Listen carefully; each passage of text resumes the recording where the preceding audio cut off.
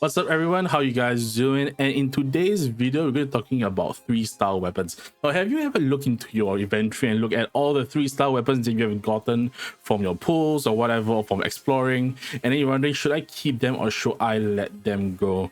What are some weapons that may be better and maybe hidden gems in your roster? So this is what this video is talking about. We're going to ranking the 3-star weapons by class, and looking at whether they should be used on your roster. Now, obviously, this weapon is made for in mind with the newer players, those who are new to the game, may not have like a lot of 4-star or even 5-star options. This is very helpful for them to see which weapons are good in the early game and some that may even last to the late game.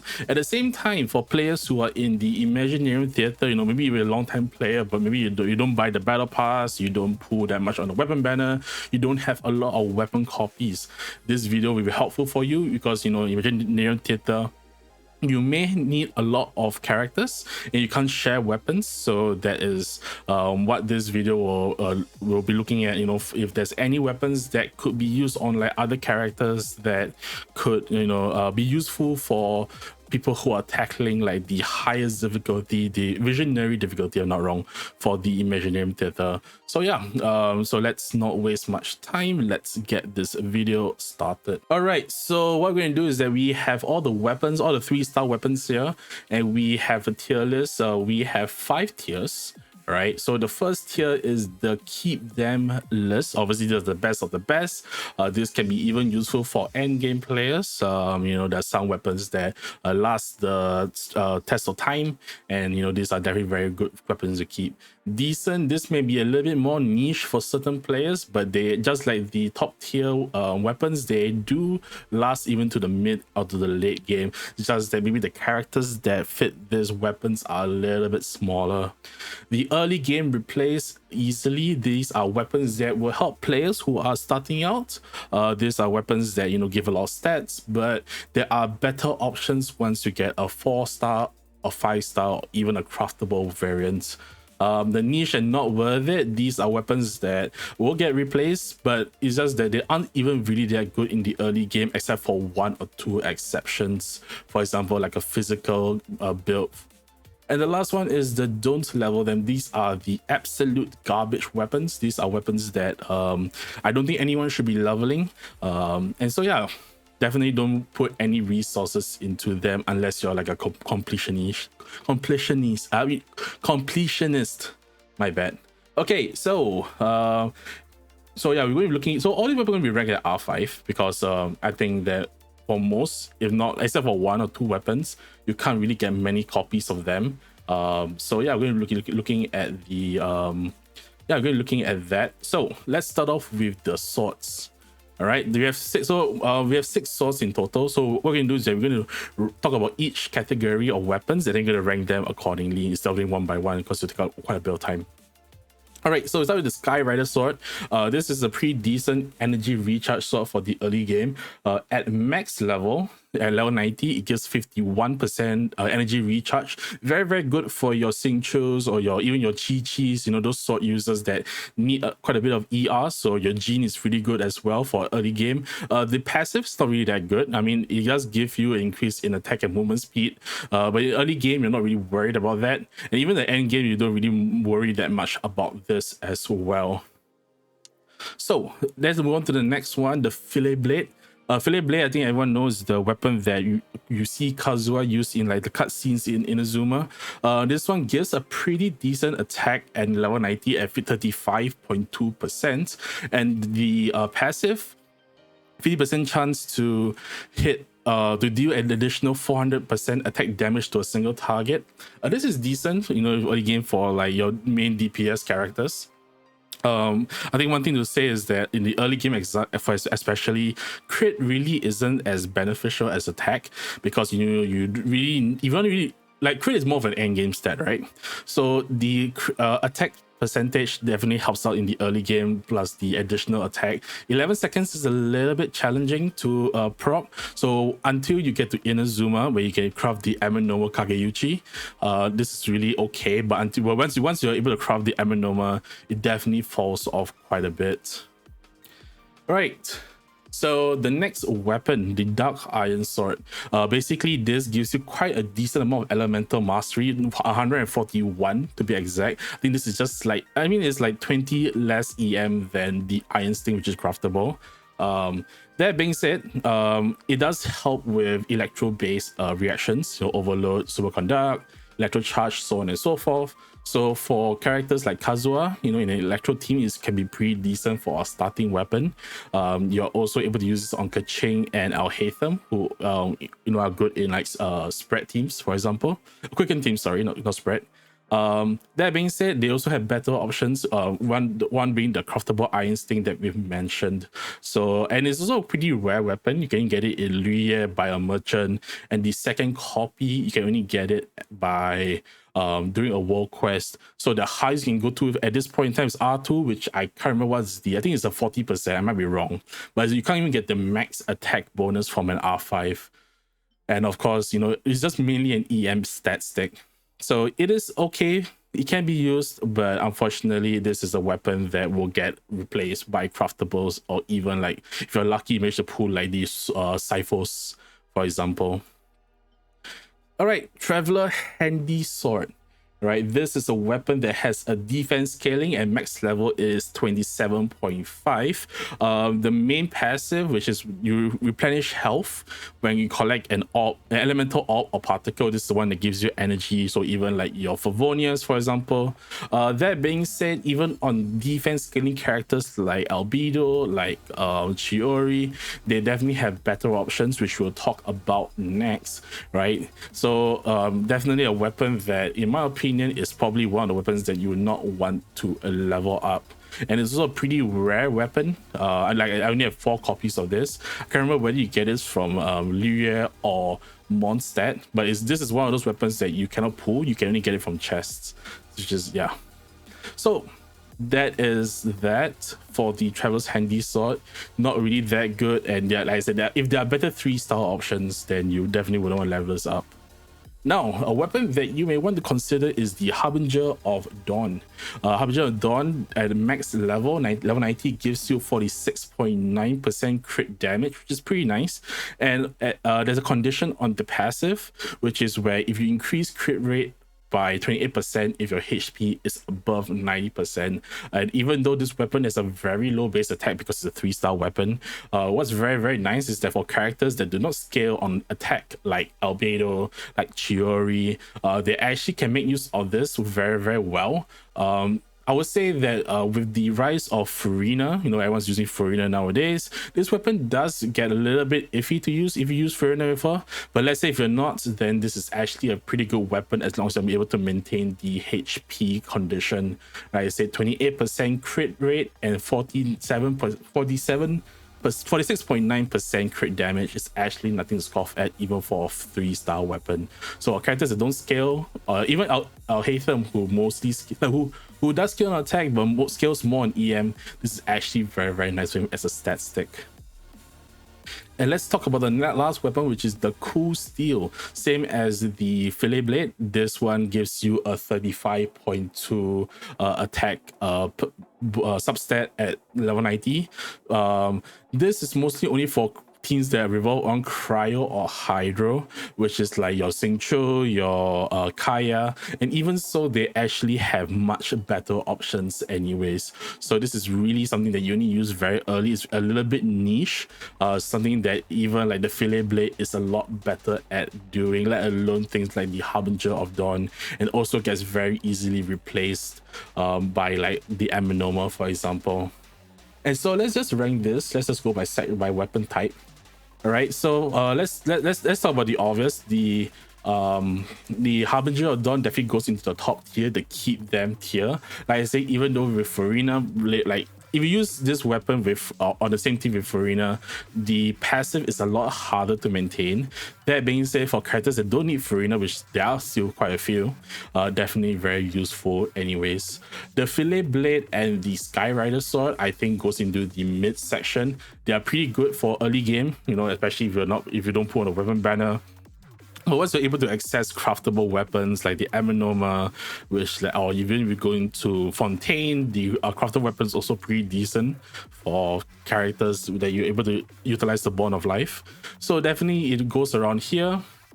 And then for the Cool Steel and the Dark Iron Sword, because of like craftable, even though these 4 weapons, they fall into the like, or they get replaced by craftables or 4-star weapons you can pull off the gacha banner. At least these 2 are very useful for the time being, whereas these 2 are very, very situational. Therefore, I'll put them over here. And the Traveler Handy Sword, I think if you've been in the community long enough, you know this is one of the worst weapons in the game, something that players should not consider. So yeah, I think this is what we rank the swords at. We'll show a final one at the end of it all. So this is where it is at for the 3-star swords. So yeah, let's now go on to the next weapon class, which is the Catylsts. All right, Catylsts, we have 5. So we have the twin Nephrite. I think this is one of those weapons you can only find in Luyue. It does give a crit rate substat. Unfortunately, it's pretty small. At level 90, it is only 15%, and this is very similar to the passive of the Skyrider sword, where you increase your movement speed and attack, whereas this one is when you defeat an opponent, whereas for the sword it is based on using your burst. So unfortunately, this one isn't really that good. The crit rate gets very outclassed. Like I said, in the early game, you don't really want to worry that much about crit. Especially, yeah. So yeah, and like I said, the only thing is about this, the crit, and it's very, very small. It's very, very easily outclassed. So I wouldn't really consider this on a lot of characters. The Emerald Orb, Elemental Mastery scaling. It is also very, very small. It is at 94, which we'll talk about another Catalyst later, right? It's actually like, yeah, it was almost half of the other 3-star Catalyst. But what is passive? Maybe it's passive can save it. So when you use a hydro-related reaction, so Vaporize, Electrocharge, Frozen Bloom, blah, blah, blah, blah, increase your attack by 40%. This one is okay on characters like Yanfei and stuff like that, or even like an early Klee build. But it's still but the Elemental Mastery isn't really holding up that well, where these teams you will probably want to rely on that, especially in the early game, right? Vaporize in the early game EM could be a lot more useful. Frozen doesn't really benefit. Bloom and everything, it is air, and even in a Bloom team you want to push the Bloom reaction rather than having a higher attack, so you want the EM. So in the end, this weapon is kind of a confusing mess, and is a weapon that I would not even really consider. Now, the Otherworldly Story. So this is an ER Catalyst. At max level, it is 39%. So it's not as high as the Skyrider Sword at 51. But what does passive do? So at Refinement rank 5, every time you collect an orb or particle, restores 2% HP. So it's very similar to the Traveler's Handy Sword. I think I made a mistake. Traveler's Handy Sword, because I didn't have it at R1. So at R5 is actually 2 HP as well, 2% HP. So that's my bad. So anyways, back to this. So it is fine. It is fine for if you want a ER stat stick. That being said, it gets also very, very easily replaced. So it is something that is very hard to consider. Like I said, you do need an ER weapon. That means either the not really sacrifice, sorry, the Favonius Codex. But once you get Favonius Codex, this gets this gets benched almost immediately. So the only thing that's actually saving is ER, which in the early game, ER is actually very, very important. All right, now let's talk about the next Catalyst. I think the Catalyst that everyone knows, right? If you hear about this all the time, Kokomi's best in slot, apparently very good on Barbara. This is the Thrilling Tales of Dragon Slayer. All right, at max level, it is at 35.2% HP. The numbers are very, very common coming up for these stats. But yeah. Definitely a very, very good weapon. This is more of a supportive weapon. Basically, when you switch out of the Catalyst holder, the attack of the next character, the character that's being swapped in, will increase by 48% at R5.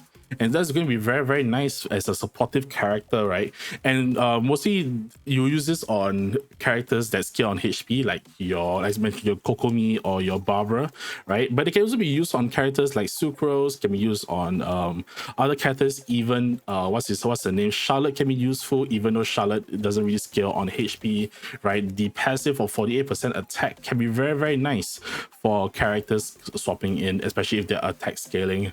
So this one definitely is a very good weapon to use, and I highly recommend you keep a copy of this. And the last one is the Magic Guide. So it's another EM scaling catalyst, very similar to the other orb. The thing about this weapon that makes it stand out is that it actually is at max level, it's actually 187, which is almost double the Emerald Orb. Emerald Orb, as mentioned, max level it is at 94. Whereas this at max level is 187. So it's a very useful for characters that are in like taser teams, for example, because Hydro Electro doesn't really necessarily need to be there. It can also be like pyro teams or vaporized teams. So it can work. It is very niche, but the big EM scaling 187, I think is only second to the sacrificial fragments. So it is very nice for this if you really want an EM statistic. So yeah, definitely something that you, I mean, not counting like the 1014 dreams, for example, right? So it's actually very nice stat stack, a lot better than the Emerald Orb. So it's something that actually I think is a little bit underrated, but I think it's actually very good. So let's just go back to this page and look at the rankings for the catalyst. So first and foremost, Twin Nephrites goes down here. I don't think the 15% crit saves it, because that's the only thing. And let's say in the early game, you don't really want to worry about crit. This one, the Emerald Orb, can be slightly useful, but it's also very niche. And as I mentioned, the Magic Guide actually replaces it. Sorry, this is not a Magic Guide, sorry. This is the Magic Guide. It actually replaces it. In fact, I would say the Magic Guide actually goes into a decent category. It is very niche, but it is a very good stat. It does give very good stats in the early game. This one, I think the Otherworldly Story can go into the early game or replace easily. The passive kind of stinks, but just like the Skyrider Sword is a very good energy recharge stat stick. And of course, you guys know it, the Trilling Tales definitely goes into the #1 slot. I think that it is probably the best of the 3-star weapons. So yeah, that is what we have so far. We may change it along the way. But now let's go back to the next category, which is about the Claymores. All right, the Claymores, let's start off with the Skyrider Great Sword. All right, physical damage bonus, which is quite unusual because something that we have not seen much. That being said, at max level 43.9%, which is pretty okay, but we'll talk about why. We'll talk more about it later. On hit, you increase the normal charge attacks by 10%. You increase your attack, right?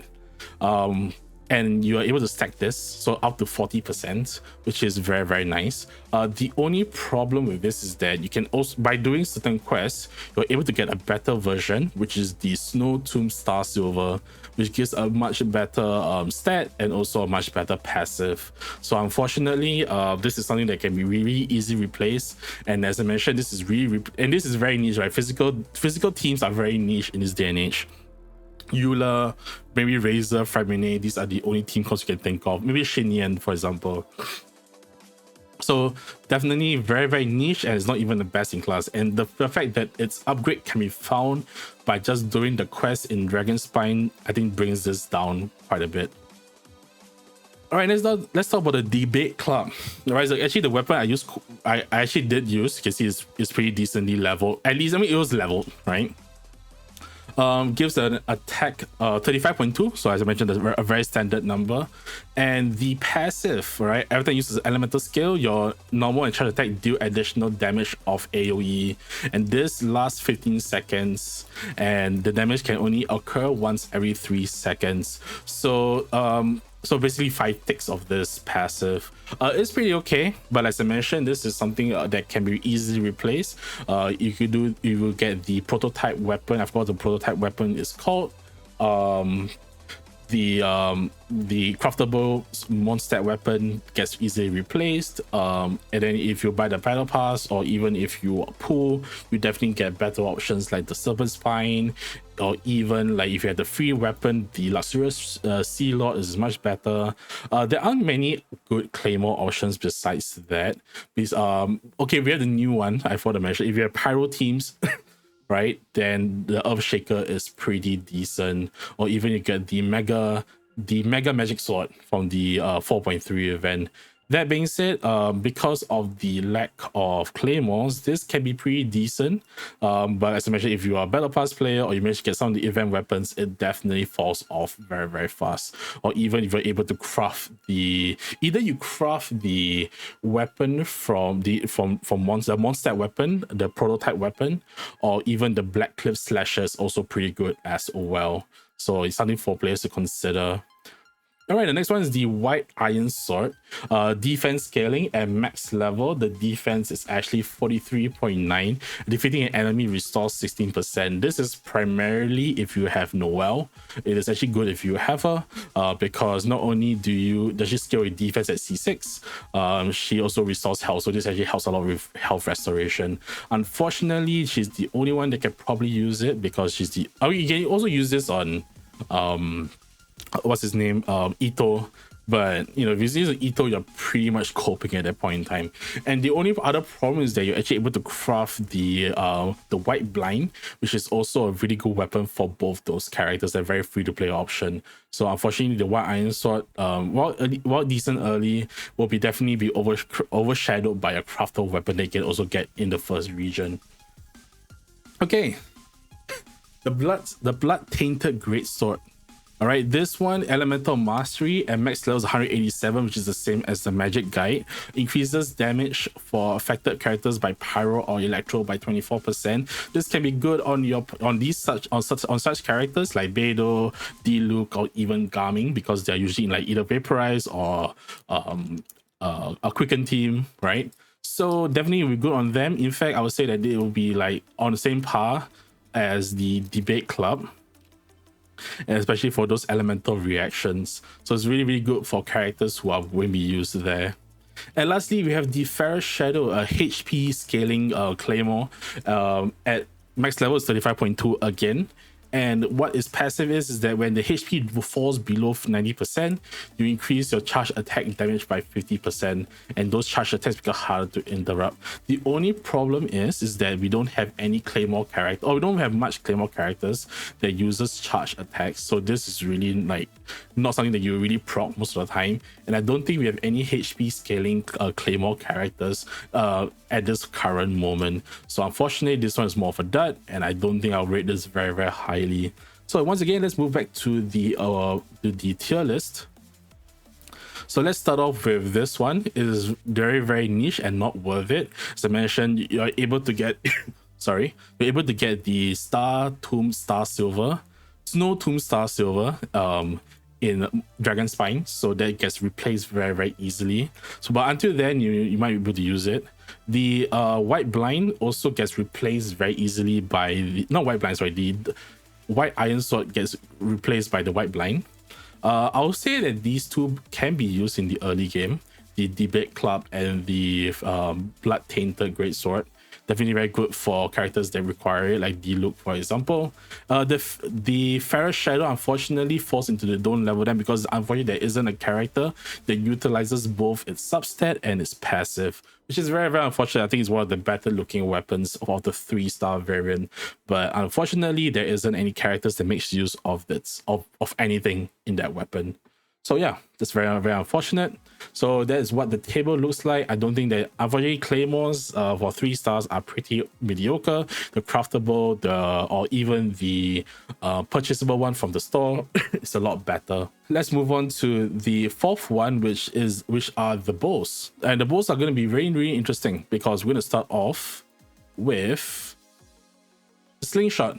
Now, the Slingshot is going to be interesting because Slingshot gives crit rate, and I mentioned earlier that crit rate, in the early game in the early game, right, it is pretty mediocre. Like crit in general is pretty mediocre. You want to attack, but this is actually a weapon that you can use kind of in the late game as well. So basically, this is very good for charge shot characters because of its passive, right? If you do a normal charge attack and it hits within 3 seconds, your damage increases. So it's very, very good on characters like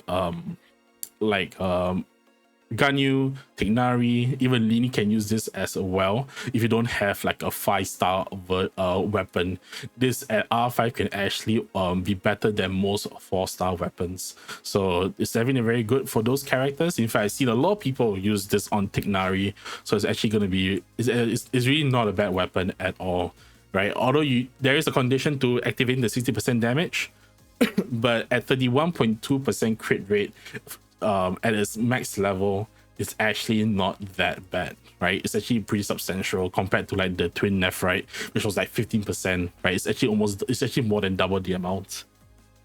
All right, then let's look at the messenger, which on the reverse has a 31.2% crit damage.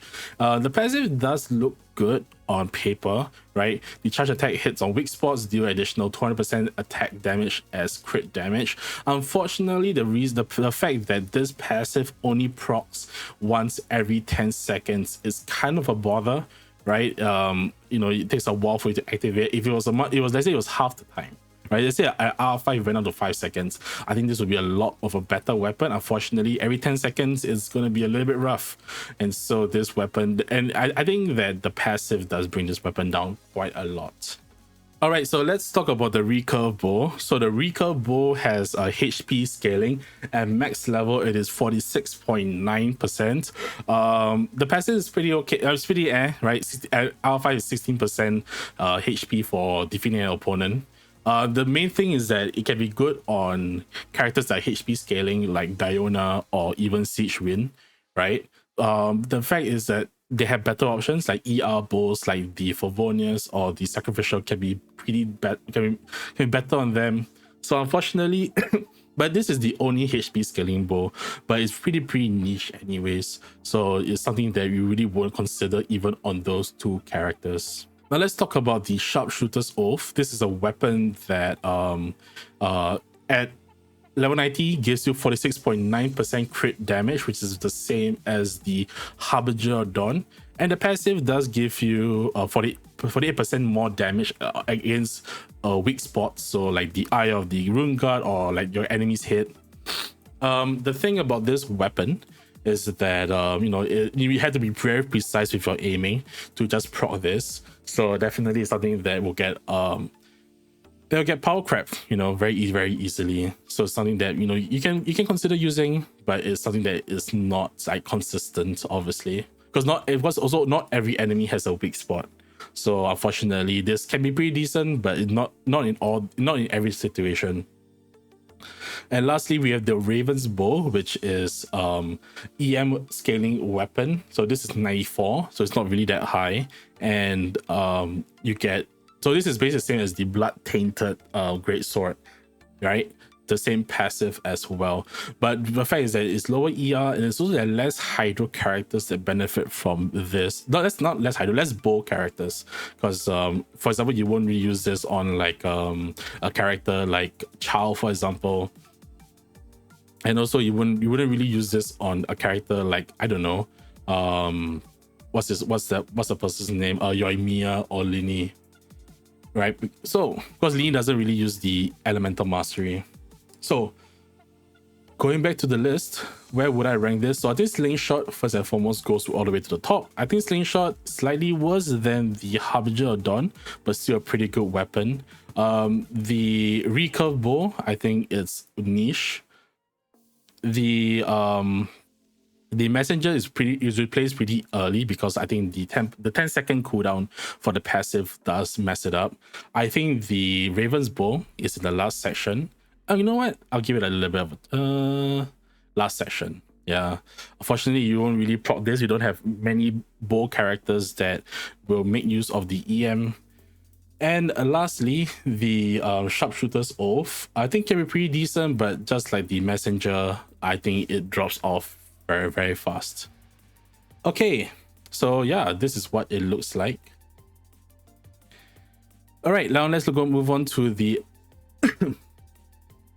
So now let's move on to the last section, which are these polearms. Let's talk about the Black Tassel. Black Tassel is the only HP scaling polearm in the game. At max level, it is about... Sorry, it is 46.9%. The passive is kind of useless, but the main thing is HP scaling. Until we get a HP scaling polearm, I think this will be very good on supportive characters like your Zhongli, like even your Chevrus, or even your Yao Yao, who are HP scaling supports as well. Very, very good against those characters. Like I said, the passive kind of useless because slimes are slimes. But the fact that it stands alone as a supportive weapon, I think this is very, very good for those situations. Now let's move on. Let's talk about the White Tassel, the total opposite. Now this is more of a DPS weapon. At max level is 23.4% crit rate, which sounds not that high, but we'll talk more about DPS polearms later. The passive increases normal attack damage by 48%. Now, if any of you know about polearms, right, there aren't a lot of good free-to-play options until like you start buying the battle pass, or even you're pulling for weapons. So for a lot of characters like Sino, like Arlecchino, right, if you don't have their signature or any 5-star equivalent or the battle pass deathmatch, you will find that there are very, very little DPS options for characters that are not EM scaling. So for example, like Hu Tao can probably use the Dragon's Bane, right? But you also need to put the Dragon's Bane. Don't have those weapons, then the White Tassel is actually the best option. So Sino, like for example, like Sino, if you don't have deathmatch or his signature, like you fall into the White Tassel thing. So it's something that can be pretty good for those characters. So yeah. So like I said, it's a little bit unfortunate. I think it is a lot better because of its situation. Like I said, not very good craftable polearms, or even like four-star polearms that's not Dragon's Bane.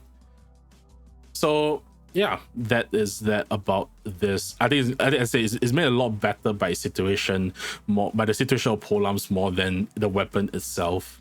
And the last one is the halberd. The halberd is attack scaling, so same thing. Not same thing, sorry. This one's actually 23.5% crit rate. But the normal attacks deal additional attack every 10 seconds, 320 at R5.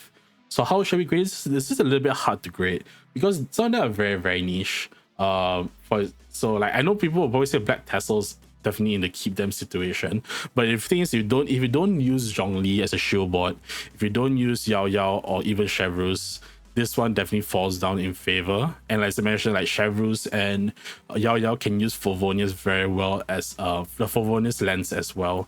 But I'll say this is still pretty good. I think it can be pretty decent in certain situations, or if you only have one copy of the Favonius. I think the White Tassel falls into the same situation. It is more a product of everything around it. I might bump this up because it's still pretty good stats for early game characters, and in fact people still use it on characters like Arlecchino, like I mentioned, like Sino. Obviously can use this on Xiangling because why not? Hu Tao can use this, so definitely it is a pretty good option as well. As well for the halberd, I think it falls into the standard of the early game, very easily replaced. Okay, and here is the final list. I'll hide the webcam to show everyone and just recap. So these are the weapons that I recommend not to level up: the Traveler's Sword, the Raven's Bow, the Twin Nephrite, and the Fair Shadow. And then for the niche, but you should probably maybe wouldn't want to level this if you can, these are the Black Iron Sword. We have the Cool Steel Emerald Orb. We have the Skyrider Greatsword, the White Iron Greatsword, and the Recurve Bow. As I mentioned, these are very situational, and unless you have the characters required, definitely it's not something you'll level up. This one can be good for early game players, but for those who have like a lot of copies of 4 stars, maybe you will not really use them as much. Unless you are, let's say, you have like a weapons for certain type in a game mode like Imaginarium Theater. So the Fillet Blade, the Skyrider Sword, the Otherworldly Story. We also have the Bloodstained Greatsword, the Debate Club, Messenger, Sharpshooter's Oath and the Halberd. And then for the decent, we have the Magic Guide and the Black Tassel. I know people are going to be annoyed that I put Black Tassel here and not here, but I think the Black Tassel is probably on the edge. I think it's just that it's only useful for like 3 to 4 characters. And then, last but not least, we have the White Tassel, we have the Slingshot, we have the Harbinger of Dawn, and we also have the standout. I think this is the best out of the 3-star weapons. We have the Thrilling Tales of Dragon Slayer. But yeah, let me know in the comment section below how you think about this ranking, if there's anything I should change. And yeah, even if you tell me like, oh, why use 3-star weapons when I have 4-star weapons, then I'll say good for you. Congratulations on being lucky. But anyways, once again, thank you for watching this video. Much appreciated. If you like it, thumbs up, share, comment, subscribe, all that good stuff. And I will see you guys in the next video. Until then, stay healthy, stay safe, be good to yourselves and the people. Oh wait, before I end off, do note that I stream live on Twitch. Link in the description below. And I'll see you guys next time. Until then, stay healthy, stay safe, be good to yourselves and the people around you. I'll see you guys next time. Bye bye.